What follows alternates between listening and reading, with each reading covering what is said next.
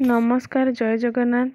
आज अच्छी social study unit 3 आड़ा लास्ट क्लास आमर पेडागोजी तो tools and technique for assessment of learning in social science. तो सोशल साइंस आम जो टूल्स एंड टेक्निक कौन कौन सब रही ना प्रथम हूँ देखो टेस्ट। टेस्ट कहले कौन ना पिलार टास्क कंप्लीट करिबारे एबिलिटी पाई बा एबिलिटी को जानिया पे आमे कौन करूँ टेस्ट करूँ। सेमिति मेजरमेंट मेजरमेंट कौन ना डाटा को परिमाणात्मक भाव में प्रकाश करने को कौन कहुए मेजरमेंट कहुए। आसेसमेंट कौन ना यह एक ऑनगोइंग पॉजिटिव प्रोसेस जोटा कि एटा कौन ठीक चले। तापर इवैल्यूएशन यह एक प्रोडक्ट ओरिएंटेड और जजमेंटाल एटा लास्ट रे हुए एटा जजमेंट दे थाए आम जजमेंट को आम इवैल्यूएट करूँ। तापर एटा देखो गोटे डायग्राम ये टोटाल आमर इवैल्यूएशन भितर आसी असेसमेंट असेसमेंट आसी मेजरमेंट मेजरमेंट भितर आसी टेस्ट मन रखिए। नेक्स्ट आम देखा कौन टाइप ऑफ इवैल्यूएशन। तो इवैल्यूएशन टाइप रो फास्ट पॉइंट होची देखो फॉर्मेटिव असेसमेंट ना यह एमिति एक टेक्निक पिलार लर्निंग को मॉनिटर करे ऑनगोइंग फीडबैक प्रदान करे एथिरे रेगुलर फीडबैक मिले माने फीडबैक आमर डेली बेसिस रे मिले गोटे ऑनगोइंग फीडबैक। तो सेकेंड कौन ना आमर समेटिव असेसमेंट। समेटिव असेसमेंट कहले एटा गोटे कोर्स रो एंड रे हुए स्टूडेंट एठरे मास्टरी हवा पे यह करा जाए एथिरे ग्रेड मिले आ एथिरे वैल्यू जजमेंट मध्ये दिया जाए। एटा सब क्लास एंड रे कोर्स एंड रे एटा करा जाए एमती एनुअल हैला ए सब एग्जाम पर करा जाए। तापर आसे डायग्नोस्टिक असेसमेंट एटा पिलार प्रोब्लेम जानिया पे करा जाए पिलार strength weakness knowledge skill A सब विषय जानिया पे हमें कौन करा जाए बा डायग्नोसिस हमें करूँ पिलार लर्निंग प्रोब्लेम को देखी। Next point placement evaluation. तो प्लेसमेंट इवैल्यूएशन कौन ना आम योग्यता जानापी एंट्री बिहेवियर को चेक करने व्यवहार करूँ जमती आम धर बीडी एग्जाम देले सीटी एग्जाम देले जहाँ भी एग्जाम देले आम कौन योग्यता बा दक्षता देखिकी आम कौन करा जाए चूज करा जाए। नेक्स्ट होची कौन नॉर्म रेफरेंस्ड असेसमेंट। एथिरे पिलार पोजीशन को डिटरमाइन करे पिला को रैंक प्रोवाइड करे आ अन्य छात्रों सहित कंपेयर करेंगे जमती आम स्लो लर्नर किए आगे माने भल पढ़ुं खराब पढ़ुं आम भितर कौन करें आम कंपेयर कर रिजल्ट रे आम कर कि एति परसेंट ऊपर अच्छा एति परसेंट कम अच्छा आम कौन कर डिटरमाइन कर। नेक्स्ट कौन ना क्राइटेरिया रेफरेंस असेसमेंट ना क्राइटेरिया अनुसार जोड़ा असेस करा जाए एथिरे पिलार परफॉर्मेंस देखा जाए पिलार लर्निंग अचीवमेंट जना जाए एथिरे पिलार रैंक देखा जाए ना एथिरे कौन सी प्रकार पिलार रैंक देखा जाए पिलार परफॉर्मेंस केमती आम सेटा ही केवल एथिरे देखू। तापर characteristics of a good test. तो एथिरे आसे रिलायबिलिटी वैलिडिटी ऑब्जेक्टिविटी और यूजेबिलिटी। रिलायबिलिटी कहले कौन ना ये टेस्ट रिजल्ट ऑलवेज सेम आसे एथिरे कंसिस्टेंसी डिपेंडेंस और ट्रस्ट थाए। तमें कौन आम एग्जाम को जिते थर करवा माने सी धर मु गोटे एग्जाम कली सी गोटे एग्जाम कला जी कले भी आमर आंसर सब सिमिलर सेम आस। वैलिडिटी कौन ना ये टेस्ट जहाँ मेजर करने को आम चाहूँ ताहा जदि हो पारा बा उद्देश्यपूर्ण हो माने आम गोटे टॉपिक उपरे गोटे विषय उपरे करुचे जदि से आम से टॉपिक रिलेटेड आमर शिक्षण शिखेले बा पिला हैला ताहले से आमर उद्देश्य पूर्ण हैला ताकू आम कहे कि टेस्ट वैलिडिटी रही बा वैलिडिटी अच्छी। तो थर्ड कौन ना ऑब्जेक्टिविटी ए test fact base bias judgement देखा जाए निष्पक्षता रुए माने एटा कौन कहल माने निष्पक्षता रुए माने कहार सपोर्ट रे एटा आसेनी रिजल्ट। तापर आई भी होचे यूजेबिलिटी ए टेस्ट रो प्रैक्टिकल वैल्यू थाए कम खर्च रे उपयोगिता मध्य थाए माने एटा व्यावहारिक भाव में कम खर्च रे जाए आ आम स्पेस भी कम रे सब कम रे नॉर्मल प्रैक्टिकल वैल्यू रे रही थाए एटा। तापर कौन आसला हमरो ना आमर टेस्ट टीचर माय टेस्ट। तो टीचर माय टेस्ट कहले कौन एथिरे पायलट स्टडी बा आइटम एनालिसिस हो न थाए बा एते भी माने इजीली एग्जाम हो जाए माने आगुरु किछि प्रिपेयर बा एनालिसिस हो न थाए यह टीचर को द्वारा प्रिपेयर हुए ए टीचर निजे बनाती एथिरे ओनली कौन प्लानिंग हुए प्रिपरेशन हुए किंतु इवैल्यूएशन हुए नहीं। टेस्ट क्वेश्चन बा क्वालिटी भल न थाए तापर टेस्ट वैलिडिटी रिलायबिलिटी न थाए जो टीचर एमती बने दियंती तो किसी वैलिडिटी न थाए शिक्षक निज समय सुविधा टेस्टा करती टीचर को ऊपर ये डिपेंड करे। सेकेंड आमर कौन आसे ना स्टैंडर्डाइज टेस्ट। तो स्टैंडर्डाइज टेस्ट कौन यह आमर पूरा pilot study item analysis based आम आगुआ आइटम को एनालिसिस करके बन था।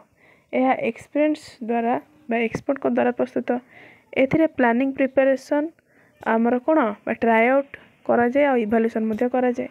एटा high quality test high validity और रिलायबिलिटी थाए। आउ कौन ना एपाई आमको कौन दरकार ना प्रॉपर गाइडेंस आ प्रॉपर मैनुअल एथरे हम डेवलप करा जाए माने प्रॉपर गाइड आगुआ प्री प्रॉपर प्लानिंग रे ही हमर एग्जामटा हेई थाए। नेक्स्ट देखिबा कौन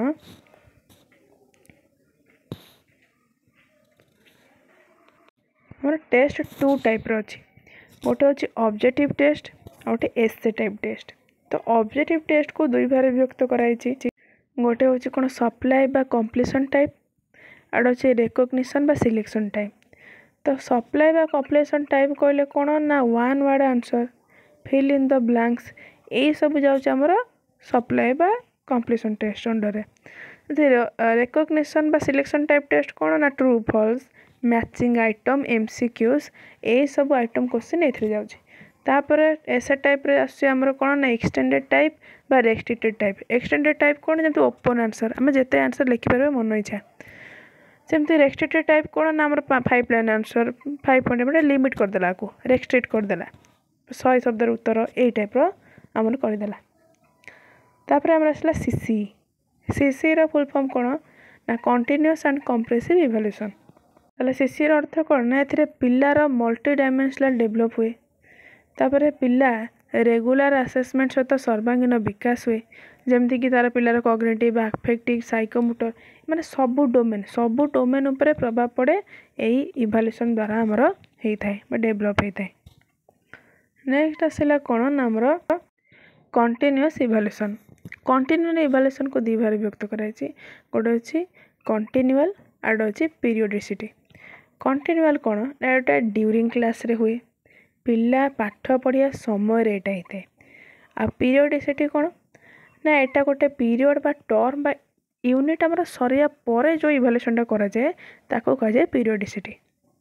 तापर आसला हमर कोन ना कंप्रेशन इवैल्यूएशन। कंप्रेसिव इवैल्यूएशन कोन ना पिला सबु दिग को असेस करा जाए जेमति कि हमें पढ़िले सबु डोमेन शारीरिक आध्यात्मिक मानसिक सबु दिग रे प्रभाव पड़े। यह दुईटी दिग अछि गोटे जे स्कोलास्टिक और गोटे को स्कोलास्टिक सबु एरिया को कवर करे। एटा आनुष्ठानिक अनानुष्ठानिक सब क्षेत्र में यही इवैल्यूएशन हमर कवर करे। तापर हम पढ़िबा ऑब्जेक्टिव्स ऑफ सीसी। तो सीसी रे हमर कोन सब ऑब्जेक्टिव रही छी ना प्रथम देखियो एटा होछि लर्नर सेंटर्ड बा स्टूडेंट सेंटर्ड। पिल्ला को नै कि पिल्ला को बेस करी एक्टिविटी हमर करा जाए। एहा हमर टीचिंग लर्निंग रही गोटे एसेंशियल पार्ट। पिला को सेल्फ असेसमेंट पे स्कोप दिया जाए बा पिला निजे शिक्षा पे स्कोप मिले ताकू। पिलार स्ट्रेस एंजाइटी को कौन करे सेटा रिड्यूस करे बा पिला को कौन एंजॉय कराए शिखिबारे बहुत एंजॉय फील करे से।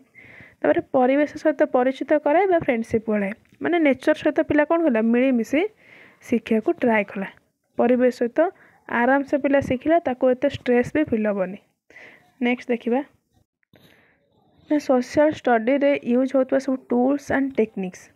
कौन टूल्स टेक्निक्स देखो ना कौन ना क्वेश्चनरीज स्केल्स चेकलिस्ट तापर कौन आसे माने स्केड्यूल्स तापर डिबेट्स एंड डिस्कशंस तापर फील्ड विजिट्स माने पिले माने पर्यवेक्षण कर सिखंती बाहर दुनिया को जाके विजिट करन। तार एनेक्डोट्स स्टोरी टेलिंग तापर पोर्टफोलियोज पीयर असेसमेंट तापर लास्ट हमर आसला कोन ना हमर कोन ना ओपन बुक एग्जामिनेशन।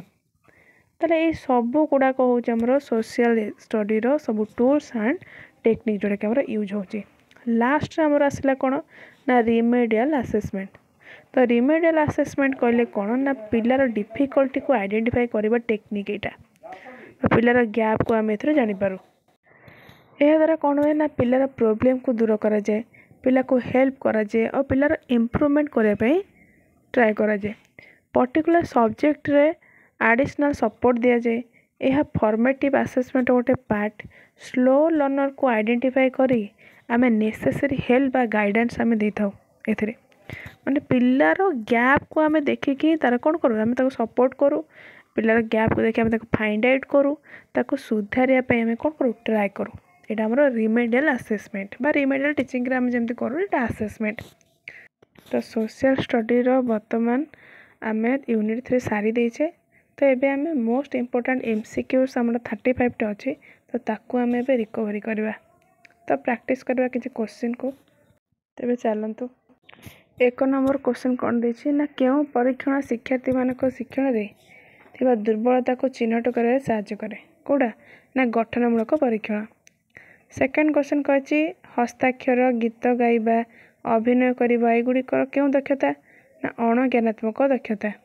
3 नंबर कहा द्वारा ज्ञानात्मक अणज्ञानात्मक दक्षता मापिया सहज ना पर्यवेक्षण।